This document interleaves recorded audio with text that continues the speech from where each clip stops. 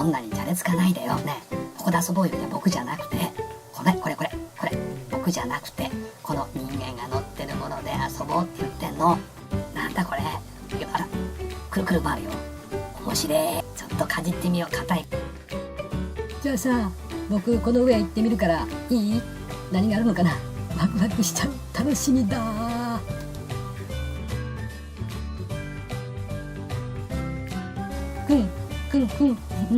あまり匂いはしないけど、違う匂いが、あれなんだここは。周りにたくさんの人がいるよ。何やってんのかな。僕たちは見てるみたいだけど、僕も見ちゃおう。ねえ聞いてよ。聞こえる？人間たちはさ、俺たちと友達になりたいって思ってるんだよきっと。だからさ、ここにいる人たちに声かけてみようか。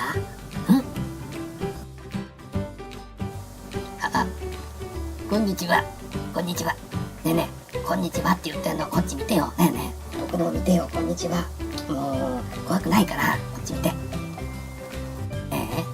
あなたたちと友達になってもいいんだけど、友達になろうか。